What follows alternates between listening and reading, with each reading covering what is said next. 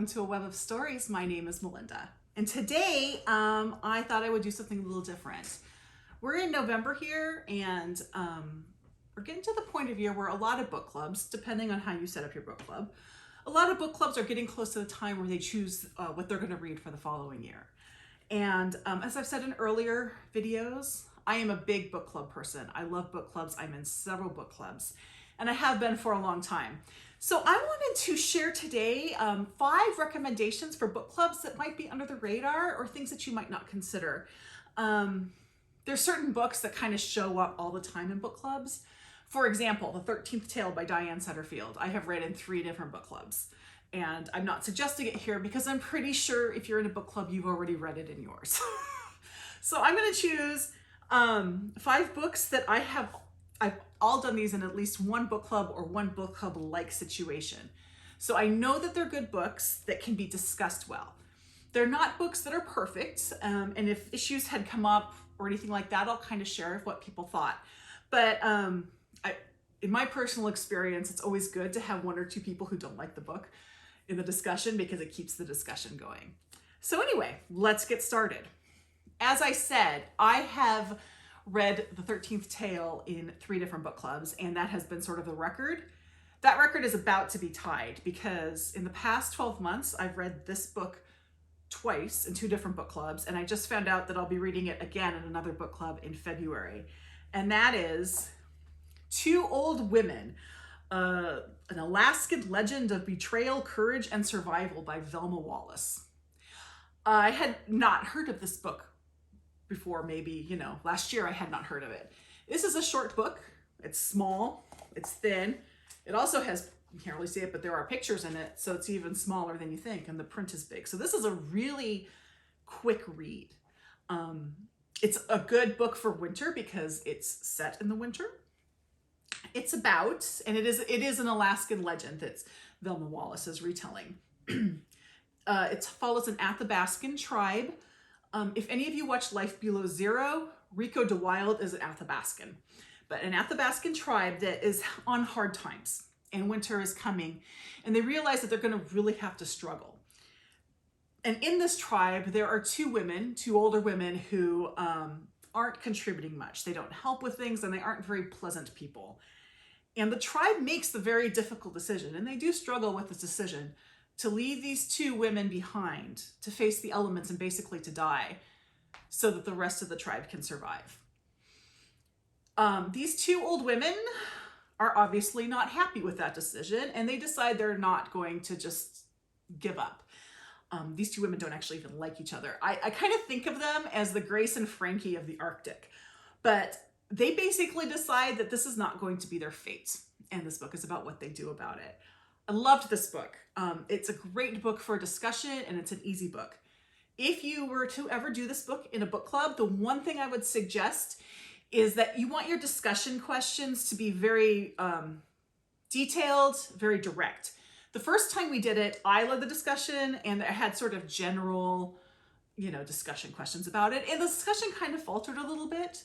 The second time I did it was with the Book Cougars, and Chris Wallach and Emily Fine can lead a masterclass on leading discussions, but they had great questions, and there was so much wonderful discussion about it. And I'll be doing it again in February with my library book group, and the leaders of that are the same way. So I'm so looking forward to discussing this yet again, and I highly recommend it for book clubs. The second book is an oldie, so, maybe 20 years ago, this may have been popular in book clubs, but I haven't seen it around since, and it's one of my favorite books. I've actually added it to the list of possible book discussions for a book club I'm in now, and it's called The Known World by Edward P. Jones. This book won the Pulitzer Prize in 2004. It won the National Books Critics Circle Award in 2003, and it was a finalist for the National Book Award of the same year. It is a historical novel. It's set right before the Civil War, so we're talking like late 1850s, maybe even up into 1860, in Virginia, and it's about freed African Americans who enslaved other African Americans. And I don't think I need to say more about it than that. And you can tell just by that setup, there's so much to discuss in this. This is a really, in some ways, difficult book to read because it's hard to kind of deal with that reality. And that was a reality. I mean, it wasn't widespread, but there were free African Americans who did enslave other African Americans. And so this brings up a lot of good questions. Let me check here. Nope.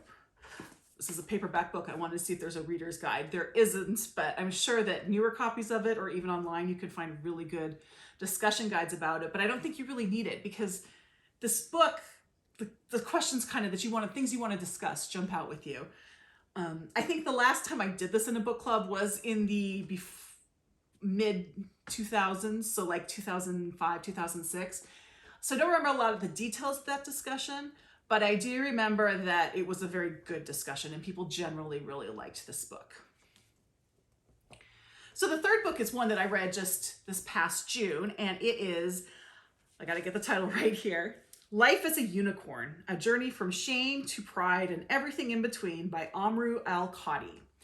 Amrou, or Glamrou, is a, let me see if I get this right, gay, non-binary, Muslim, British, Iraqi drag queen. So they have a lot going on in their lives. This is a great memoir in that Amrou doesn't fall into the trap that a lot of memoirists fall into, where they're kind of the hero of their own story or the victim of their own story. So they don't take a lot of accountability for some of the things they do wrong, and then they're just the most wonderful person. That doesn't happen all the time in memoirs, but it happens frequently enough that it's something that really kind of turns me off. Amrou is very aware of their own shortcomings, and they're very good about owning up to it and, you know, talking about it. They're also a very good writer. They describe certain things in ways that I've never heard anyone else describe them. Most notably, they describe what it feels like to be non-binary in a way that I actually understand. I accept that there are non-binary people are non-binary. I don't have an issue with that. I accept it. But I don't know what that feels like. And Amrou, or Glamrou, does a great job of describing that. There are times where he kind of goes off on tangents. They're like, oh boy, like he spends a little bit too much time talking about particle physics or quantum physics, excuse me, which was a little strange, but whatever. The one criticism they had in my book club was one person didn't like the writing style, which I kind of get. Amrou has a very distinctive voice, and sometimes you just don't jive with someone's voice.